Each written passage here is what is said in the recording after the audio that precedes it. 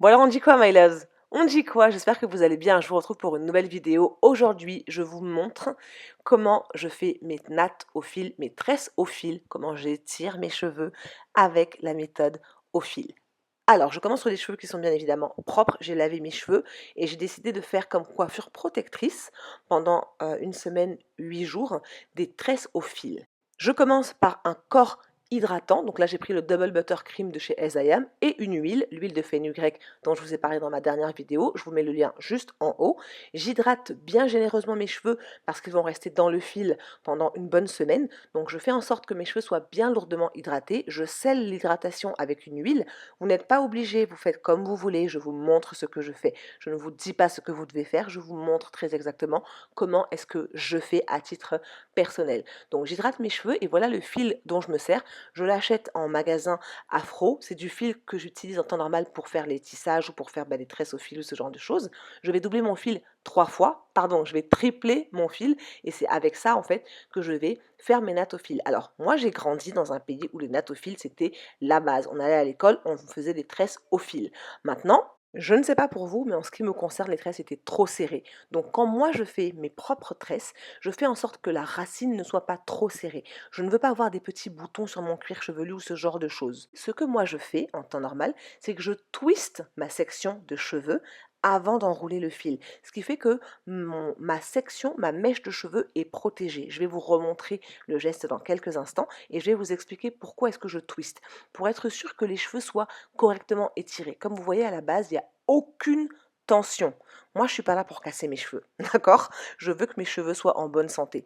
Donc, comme je vous ai dit, je twiste d'abord ma section et ensuite, ensuite, j'entortille avec le fil. Donc, j'enroule le fil autour de la section de cheveux et comme vous voyez, je passe au-dessus de mon index de la main gauche. Là, on est sur la main gauche. Et je fais la même chose en fait. L'objectif des nattes au fil, c'est deux choses. Soit étirer pour les porter comme si on les avait allongées, comme si on avait fait un brushing avec un sèche-cheveux, sauf que là, il n'y a pas de chaleur, donc c'est étirage sans source de chaleur, ou alors coiffure protectrice. J'ai opté dans cette vidéo pour l'option coiffure protectrice parce que je voulais avoir ma semaine tranquille, je partais en week-end, donc je ne voulais vraiment pas du tout me faire une coiffure avec les cheveux détendus. Une fois que j'arrive au bout du fil, ce que je fais, c'est que je remonte légèrement, c'est-à-dire que, vous voyez, je ramène le fil vers le haut, d'accord, pour essayer de bien sécuriser la fin de mes cheveux, les pointes en fait, les parties les plus sensibles et les plus fines et les plus fragiles. Je fais en sorte de bien remonter pour sécuriser mes pointes et ensuite, je peux me rapprocher pour vous montrer, je fais un seul nœud, je ne fais pas plusieurs nœuds, je fais un seul nœud pour sécuriser le fil.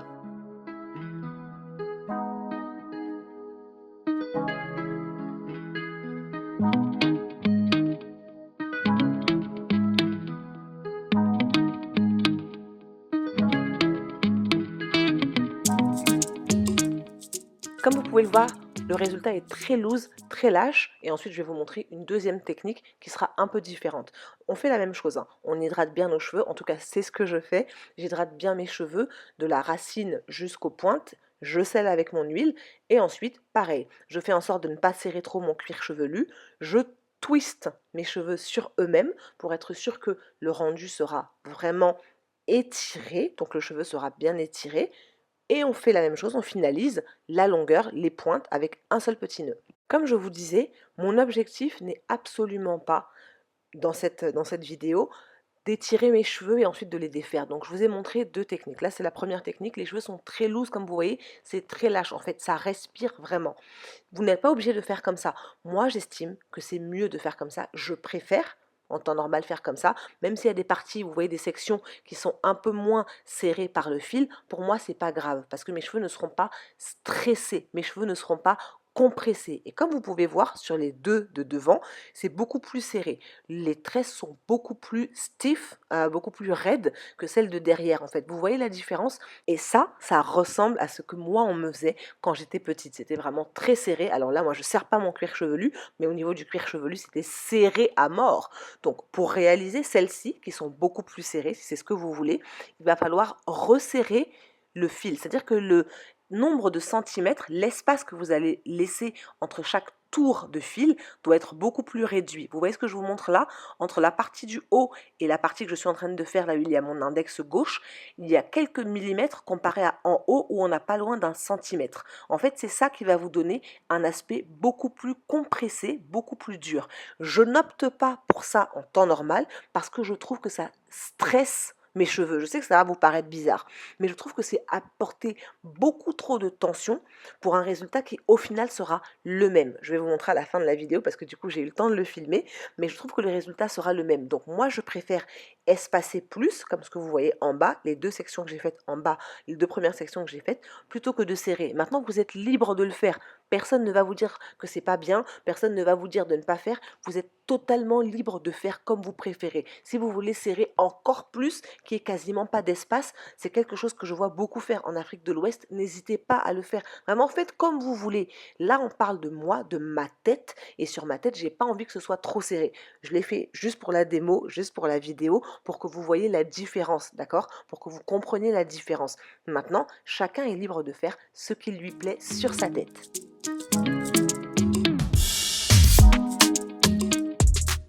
Une fois que c'est fini, je vous montre le résultat du coup à droite où là c'est vraiment vraiment serré et à gauche où j'ai quand même un peu espacé.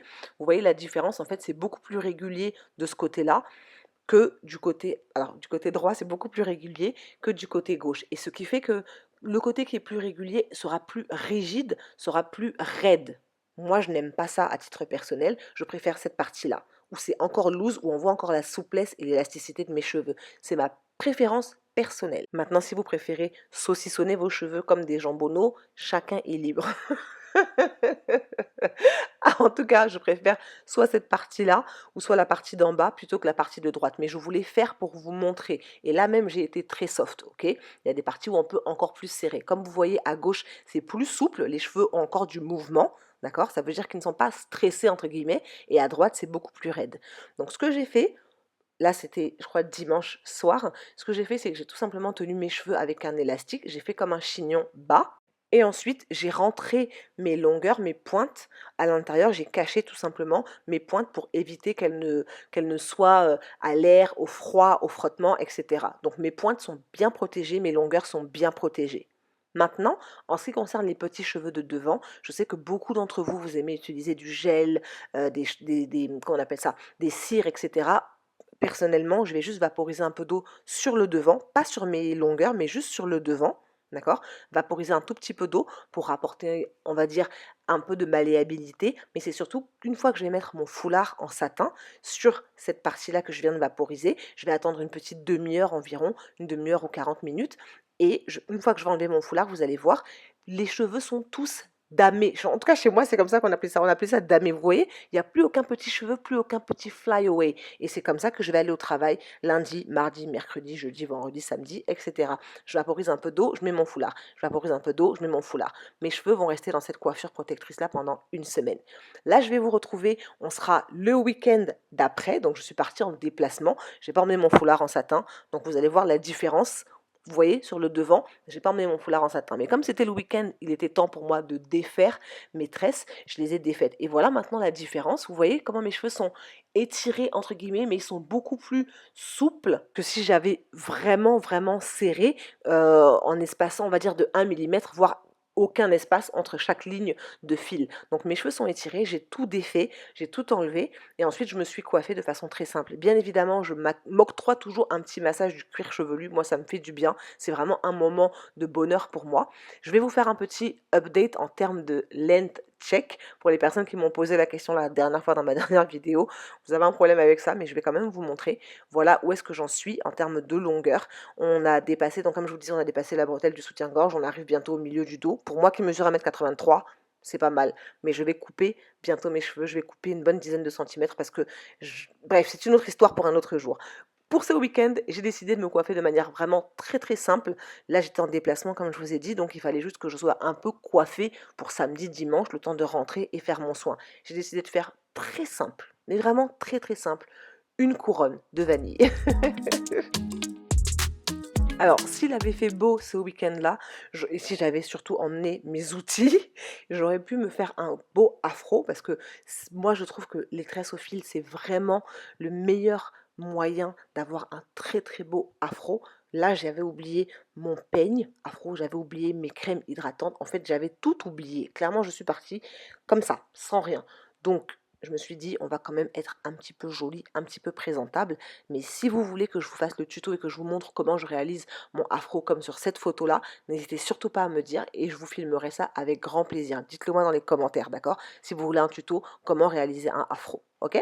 Dites-le moi dans les commentaires. Et c'est tout pour cette vidéo, my love. J'espère qu'elle vous aura plu. Si jamais c'est le cas, vous savez ce qu'il vous reste à faire. Vous likez, vous partagez, vous envoyez la vidéo à quelqu'un parce que ça peut toujours servir à quelqu'un. Vous n'hésitez pas à me laisser un petit commentaire. Vos commentaires font vivre mes vidéos. Franchement, laissez-moi un petit commentaire. Ça me fait toujours plaisir et j'aime vous répondre. En attendant une prochaine vidéo, je vous dis à très vite. Prenez bien soin de vous. Faites bien attention à vous, à vos proches, à vos amis, à vos familles.